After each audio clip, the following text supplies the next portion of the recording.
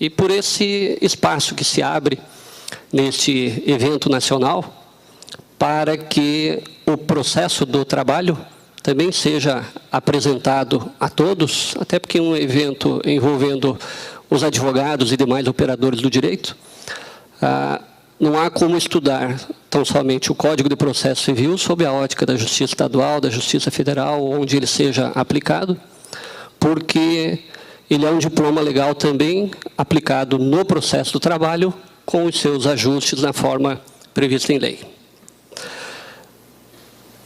Eu gostaria de começar a minha manifestação fazendo um questionamento, mas desde logo solicito que ninguém responda ao que eu vou perguntar agora. Quem já leu uma vez só o Código de Processo Civil vigente?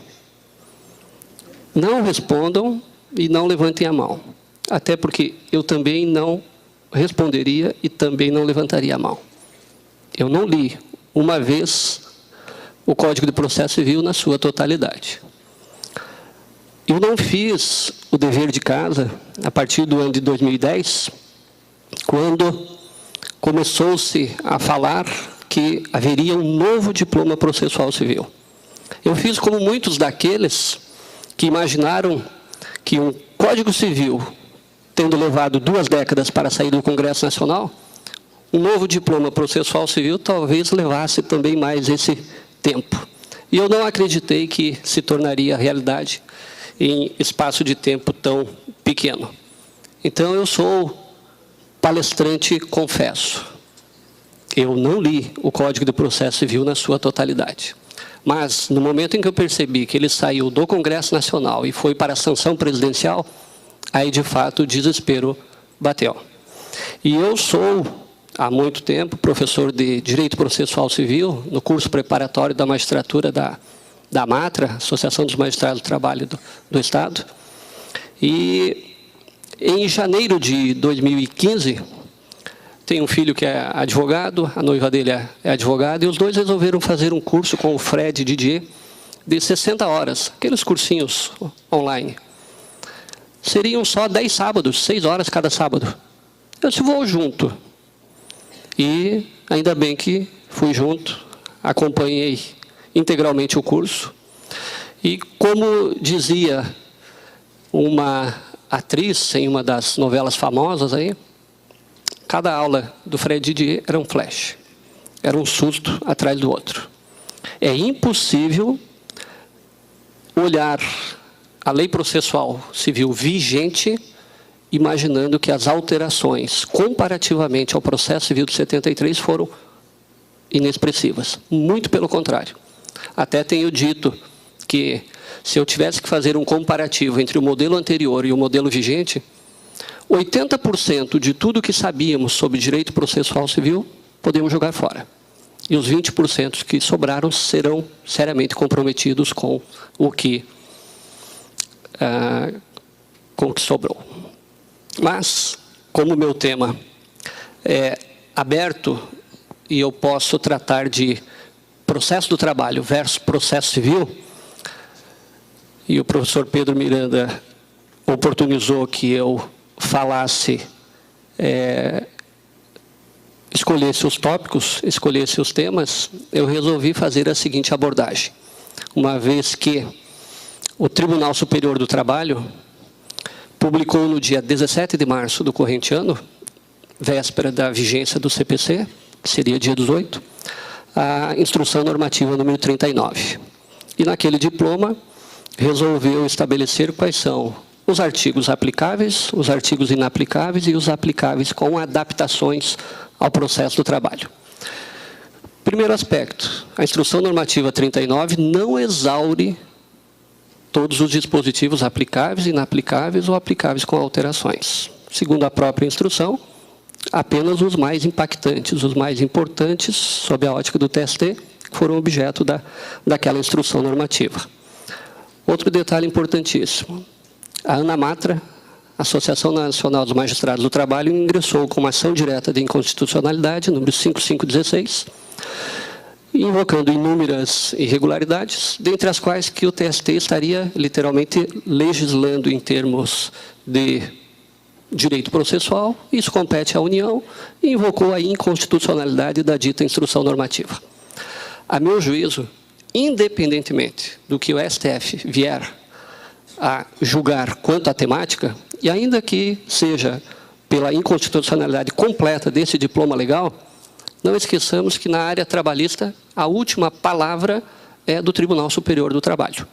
E a dita instrução normativa deve ter contado, sim, com a aprovação unânime de todos os ministros do TST. E isso fica muito claro na fala de todos os ministros, de forma que, ainda que o STF diga que a instrução normativa 39 é inconstitucional, em nada alterará o posicionamento já externado pelos ministros do Tribunal Superior do Trabalho. Então, ela vai continuar sendo o nosso norte para efeito do início dos estudos.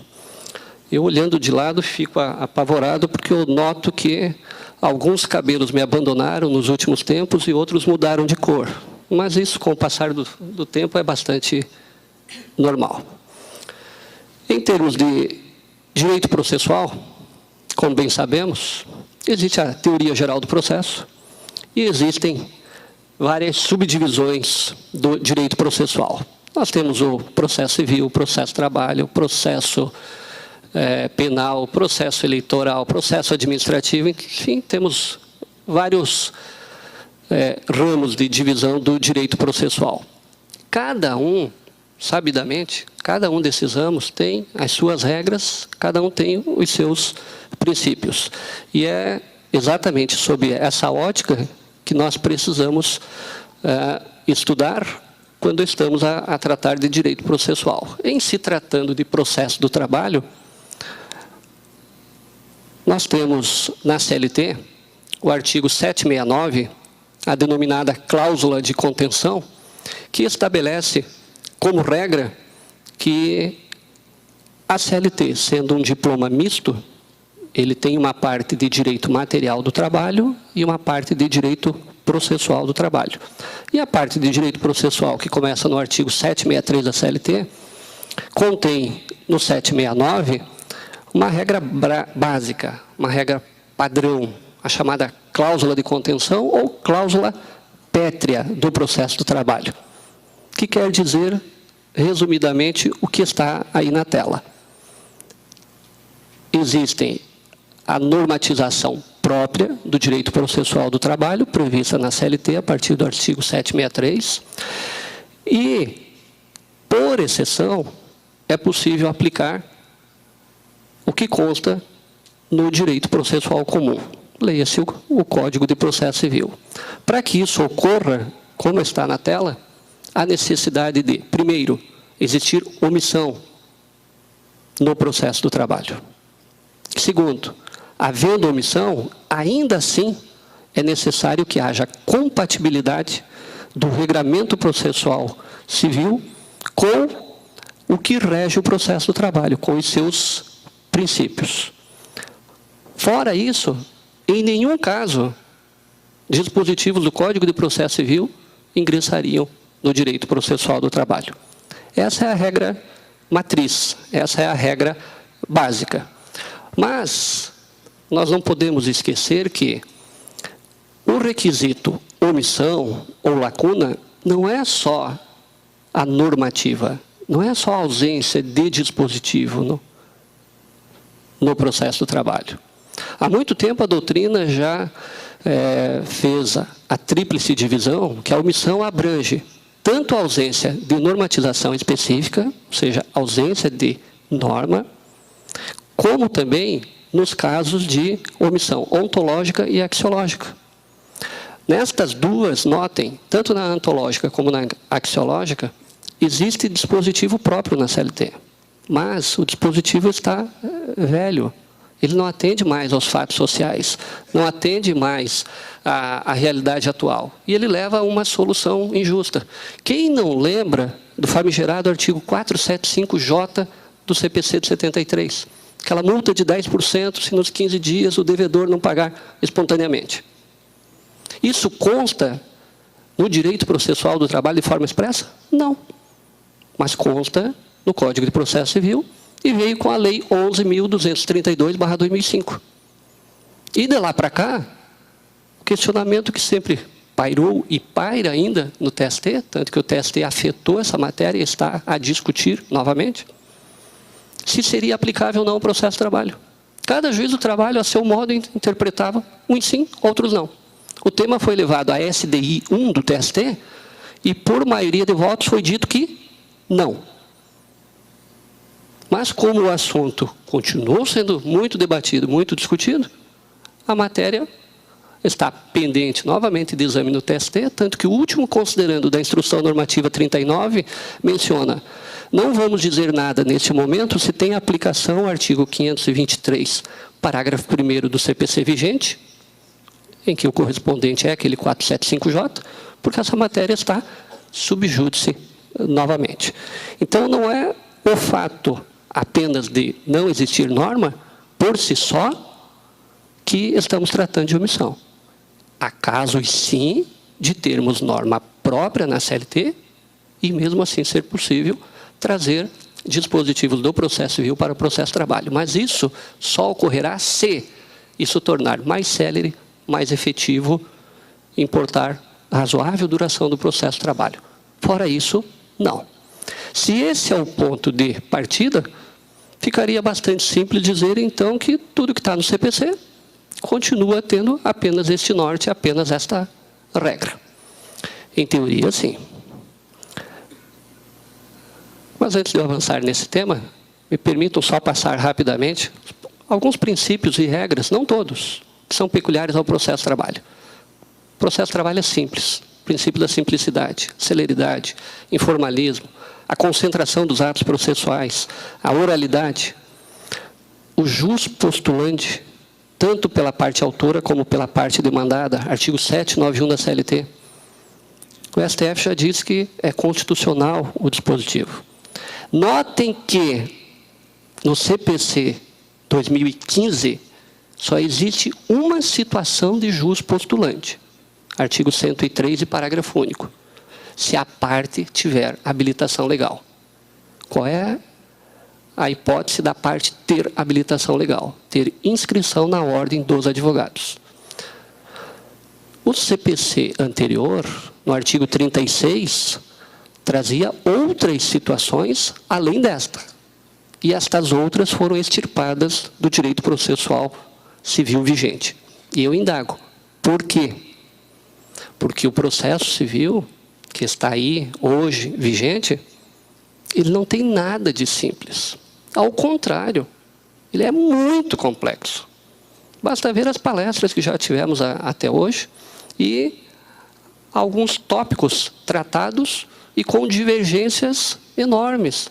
E cada um, a seu modo, um respondendo sim ao questionamento, outro respondendo não. O processo civil não é mais simples, se é que antes era.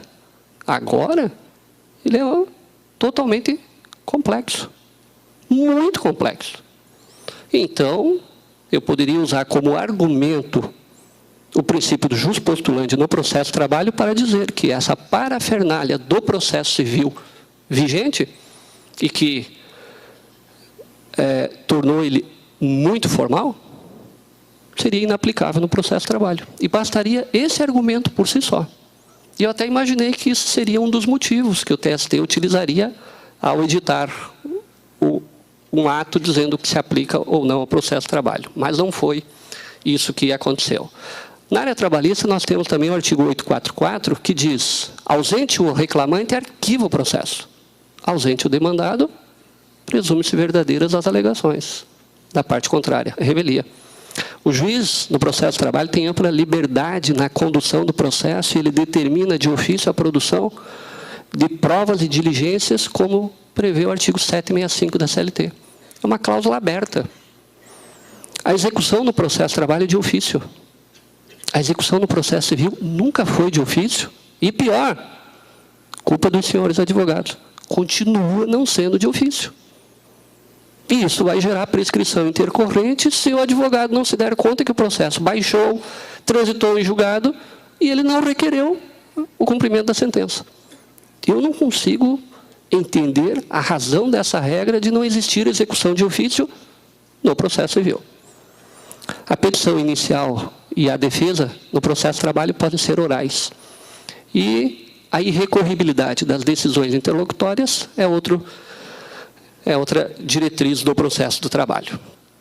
Rapidamente, gostaria de mostrar o esqueleto, o desenho de como ficou o processo civil em relação ao seu rito padrão e o processo do trabalho, até para fazer um comparativo. O processo civil vigente, ao contrário do anterior, que tinha 5 partes, 5 livros, agora tem 2 partes, uma parte geral, uma especial. E os ritos previstos no processo civil vigente são 3. É o procedimento comum, porque não existe mais procedimento ordinário e sumário, como havia, tanto que antes o procedimento comum era dividido em ordinário e sumário. Como não tem mais o sumário, não haveria razão para ter só uma espécie, logo ficou só o gênero. Então, agora existe o procedimento comum. Existem procedimentos especiais, de jurisdição contenciosa, voluntária, e há um outro procedimento qualquer, se as partes resolverem utilizar, da faculdade do artigo 190 do CPC, o tal do negócio jurídico processual, objeto de palestra de ontem. Aí está o desenho do procedimento comum do CPC vigente. Até esqueci de avisar no início da palestra, todos os slides que eu estou colocando, já disponibilizei a organização do evento e solicitei que encaminhasse aos e-mails de cada um dos congressistas, dos participantes do evento, e além desse material dos slides, estou encaminhando também outros 3 arquivos que falarei mais adiante na palestra e que acredito serão bastante úteis aos senhores. Então, aqueles que estão, como sempre, aproveitando o celular e batendo foto e levanta e baixa, podem bater se quiser, mas o material será disponibilizado integralmente, já está com a comissão do evento. Resumidamente, o procedimento comum. Petição inicial. Se não tiver vício, o demandado é citado. Antes, CPC anterior, o demandado era citado para responder em 15 dias. Agora, ele é citado para integrar a relação jurídica processual. E é citado para comparecer à audiência de conciliação e mediação. É requisito da petição inicial que o autor faça a opção pela realização da audiência ou não. Se é requisito, deveria falar expressamente. Pelo que sei, está havendo um entendimento na Justiça Estadual que está implícito que quer audiência se não fala nada. O demandado tem até 10 dias antes da audiência para dizer que não quer audiência. Se os 2 disserem que não quer, essa audiência não existe. Ela não haverá. Se um disser que quer audiência, mesmo que o outro diga que não quer, ela ocorrerá. Se esse desenho ficou bom ou não, só o tempo dirá. Se a petição tiver vício, ela pode ser indeferida. Se existir situações já de precedentes obrigatórios, o juiz julga liminarmente improcedente o pedido. Não ocorrendo nenhuma situação nem outra em conciliados, 15 dias úteis para contestar, depois o juiz sana as irregularidades existentes, depois a fase do julgamento conforme o estado do processo, e aqui um detalhe importantíssimo. Existem 3 situações. A primeira são hipóteses de extinção e de julgamento. Não tenho tempo para abordar isso. Agora, aquele último gráfico debaixo da tela, do meio, pode haver um julgamento total da lide ou um julgamento antecipado parcial. O que é esse julgamento antecipado parcial? Se existirem 3 pedidos e um deles estiver apto ao julgamento, ele será julgado nesta fase. E o processo continua para o exame dos outros 2. Qual é a natureza jurídica desta decisão? É sentença ou é decisão interlocutória? Em razão da definição que consta no CPC vigente de sentença, sentença só ocorre quando acaba a fase do procedimento comum. Se há 3 pedidos e o juiz julga um só, não acabou a fase do procedimento comum. Se não acabou, não é sentença na definição que o legislador atribuiu à sentença. Isso está no artigo 203, parágrafo 1º. E o 203, parágrafo 2º, define o que é a decisão interlocutória. É aquilo que disser respeito a ato decisório que não se enquadre na definição de sentença. Logo, esse ato é caracterizado pelo CPC vigente como decisão interlocutória e decisão interlocutória enseja agravo de instrumento no CPC. Não existe mais agravo retido no CPC. As decisões interlocutórias no CPC atual são irrecorríveis, é a regra. Quando que elas são recorríveis? Quando o ato decisório estiver no rol do artigo 1015. Esta é uma das situações. E aqui eu faço uma pergunta. Se isso tiver aplicação ao processo do trabalho, e como no processo do trabalho as decisões interlocutórias são irrecorríveis, não haverá recurso? E se não haverá recurso, serviria para quê esse julgamento? E fora isso, tem o saneamento do processo, que aí tem 3 hipóteses de saneamento previstos no CPC. O saneamento singular, praticado pelo juiz em gabinete. O saneamento consensual, que foi comentado ontem, em que as partes trazem ao juiz o saneamento do processo. E se o juiz concordar, ele homologa o saneamento que as partes fizeram. Esse é o saneamento consensual. E se a causa for complexa, a terceira hipótese de saneamento.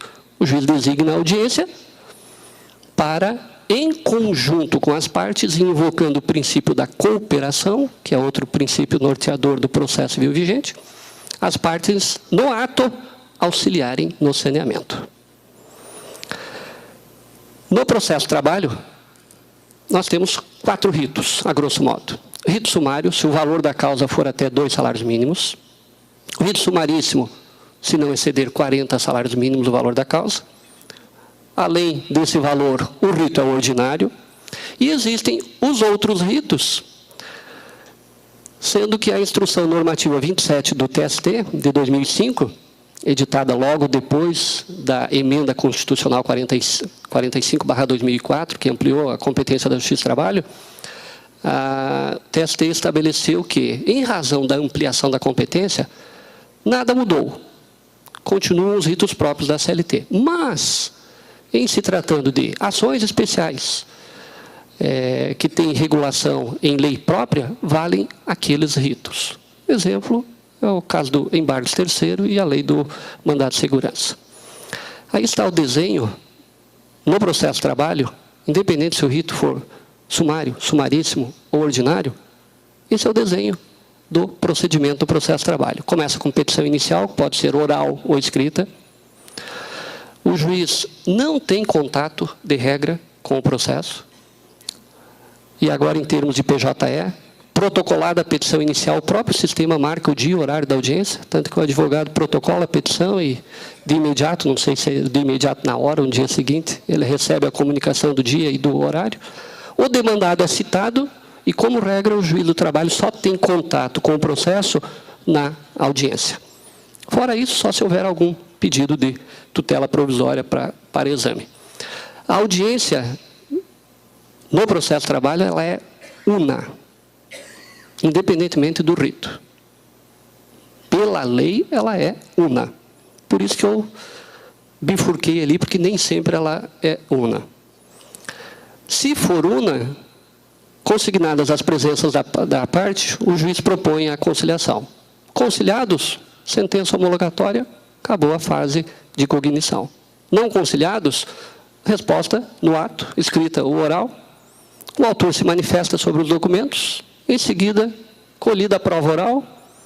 Se precisar alguma perícia, determina a realização. Se não precisar, colhida a prova oral, razões finais, orais, normalmente são remissivas. Proposta de conciliação final, porque há 2 momentos que o juiz tem que propor a conciliação, e sai a sentença.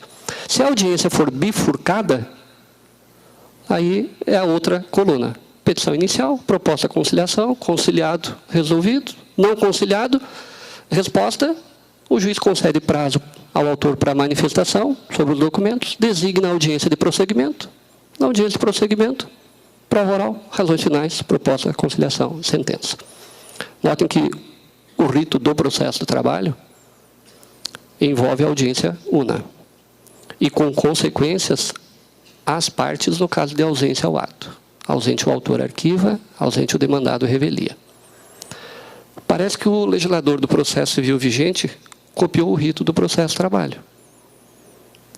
Porque começa por uma audiência Tanto que ele não é mais citado para apresentar resposta em 15 dias. Mas aquela audiência pode nem se realizar. E aqui eu lembro a palestra ontem do desembargador Joel Dias, que nós não temos, na nossa formação acadêmica, eu pelo menos não tive, nenhuma disciplina tratando especificamente de conciliação. Nós fomos preparados, a nossa geração foi preparada para o embate judicial. E a Justiça do Trabalho hoje ela está menos congestionada do que outras justiças em razão desse rito, porque esse rito propicia, em razão da presença do juiz e das partes no início do processo, antes da defesa do demandado, a possibilidade de sentarem à frente dele, conversar, bater um papo, e às vezes o que a parte quer é desabafar. Só que para isso nós precisamos de tempo. E é por isso que muitos juízes do trabalho preferem, como eu, a audiência bifurcada. A primeira audiência é simples, é rápida, às vezes se consegue resolver, se não totalmente, parcialmente. Mas na segunda audiência eu reservo já um tempo maior de diferença entre uma audiência e outra, exatamente para poder conversar com as partes. Embora o volume de serviço seja bastante ingrato. Adentro ao exame da instrução normativa do TST. Na exposição de motivos, ficou bastante claro que a Suprema Corte Trabalhista Brasileira entende que o artigo 769 da CLT subsiste plenamente e que o artigo 15 do CPC em nada modificou a situação. Ao contrário, teria até melhorado o que nós temos. Explico. Notem que o 769 prevê, nos casos omissos, o direito processual comum será fonte subsidiária do direito processual do trabalho, exceto naquilo em que for incompatível com as normas deste. É aquele gráfico que eu coloquei lá no início. E o 15 do CPC diz, na ausência de normas, leia-se lacuna ou omissão, que regulem processos trabalhistas, as disposições deste código lhes serão aplicadas supletiva e subsidiariamente. Numa leitura rápida, nós poderíamos dizer que os dois dizem a mesma coisa. Os dois dizem a mesma coisa. Dizem não. Notem que o requisito incompatibilidade está no 769. O 15 não fala nada de incompatibilidade.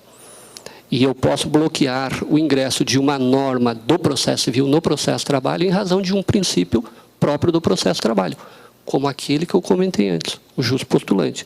Mas não seria só aquilo. Poderia invocar qualquer outro princípio para evitar esse ingresso no processo de trabalho. O artigo 1º da instrução normativa estabelece, aplica-se o CPC de forma subsidiária e supletiva ao processo de trabalho, em caso de omissão, desde que haja compatibilidade com as normas e princípios que regem o processo de trabalho na fórmula dos dispositivos 769 e 15 do CPC. A instrução normativa tem 18 artigos. O último trata da data da entrada em vigor. Ela entrou em vigor no dia 17 de março, um dia antes do CPC, que foi no dia 18. O artigo 2º, o TST trouxe um rol de dispositivos que, em razão de inexistência de omissão ou por incompatibilidade, são inaplicáveis no processo de trabalho. O rol é enorme. No artigo 3º, tem outro rol, em razão de omissão e compatibilidade, são aplicáveis ao processo de trabalho. E a partir do artigo 4º, passou a tratar especificamente de determinados aspectos pontuais, para dizer, aplica com as seguintes alterações ou adaptações. O tempo é bastante escasso, não há condições de examinar um a um das hipóteses de aplicabilidade ou inaplicabilidade dos artigos 2º e 3º, mas eu vou falar muito rapidamente a respeito de 3 ou 4 dispositivos de aplicáveis e inaplicáveis e depois entro nas situações específicas. Inaplicáveis, negócio jurídico processual, tal do artigo 190. O TST entendeu totalmente inaplicável. Logo, o trâmite processual continua sendo do processo de trabalho, conforme os ritos que eles são próprios, como nós vimos anteriormente. Não há falar em negócio jurídico processual. Eu até imaginei que o TST faria uma cisão nesse ponto. diria, se estiverem nos polos da relação jurídica processual trabalhador e empregador, não, em razão da hipossuficiência. Mas, por que não pode o MPT, em face de uma empresa, em um inquérito civil público, estabelecer negócio jurídico processual? Mas o TST, como regra, entendeu que não. Artigo 219, contagem no prazo em dias úteis. Temos regra na CLT, 775, parágrafo único. Nossa contagem do prazo em dias corridos. É em dias corridos porque sempre foi da tradição do direito brasileiro, inclusive no CPC de 73, a contagem do prazo em dias corridos. Então, se olharmos sob a ótica da lacuna normativa, vamos dizer, não existe. Mas não há uma lacuna ontológica? Não ficou velha a CLT com essa inovação do processo civil? Por que no processo do trabalho, onde se aplica o direito material do trabalho, e onde o trabalhador tem direito ao repouso semanal remunerado, com as consequências de lei, ele não precisa trabalhar em dias de repouso? Por que os operadores do processo de trabalho vão precisar trabalhar? Aí já houve quem dissesse, Reinaldo, tu está advogando em causa própria, você não quer contagem de prazos em dias corridos no processo de trabalho, você quer em dias úteis. Não estou olhando para o meu umbigo, estou olhando para a legislação como um todo. Até porque os advogados também são trabalhadores, as partes são trabalhadoras, todos aqueles que atuam no processo são trabalhadores de uma forma ou de outra. Então, a meu sentir, o TST não andou bem, mas sou reconhecida e confessamente, voto vencido. Quiçá, e acredito que muito em breve haverá alteração da legislação, mas isso precisa vir via Congresso Nacional. Estou provocando a OAB, que assim o faça. Artigo 1010, parágrafo 3º. Não tem mais juízo de admissibilidade no primeiro grau. Não tinha também no segundo grau, quando da edição do Código. Mas o ministro Gilmar Mendes, como todos sabem, quando percebeu que acabaria o exame de admissibilidade e o STF teria que fazer o exame de admissibilidade, ele próprio, de todos os recursos extraordinários, o desespero bateu nas cortes superiores, STJ e TST, porque, de fato, não tem estrutura de pessoal para fazer isso. Se não houver esse exame nas instâncias inferiores, em TJ e no STJ, acaba com o STF. Claro que acaba. E aí veio a Lei 13.256 de 2016, e não se conseguiu a pedalada da vacatio legis. E o Gilmar Mendes olha pelo menos 5 anos, quiçá 3, para que a comunidade jurídica compreenda e entenda bem o que está vindo por aí. Não vingou a vacatio legis, mas vingou o exame de admissibilidade que continuou nas instâncias superiores. Na instância inferior, não. Proferida a sentença, apelou, vista a parte contrária, respondeu, subam. Mas o prazo para recorrer é de 15 dias úteis. Foi protocolado no 30º dia corrido, manifestamente fora do prazo, não importa. Vista a parte contrária, subam. Essa é a previsão legal. Felizmente, isso não se aplica no processo de trabalho, porque a CLT tem regra própria. Artigo 656, na fase de 659, fase de conhecimento, e artigo 897, na fase de execução. Esses são alguns dos inaplicáveis. Quanto aos aplicáveis, princípio da primazia da integral decisão de mérito. O que se quer no CPC vigente é o exame do mérito a todo e qualquer custo.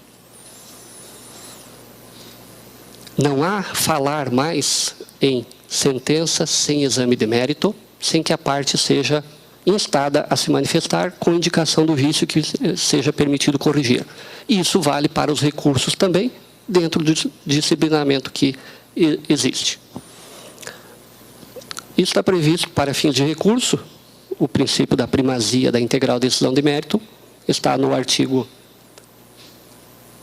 4º, e o artigo 76 trata dos recursos.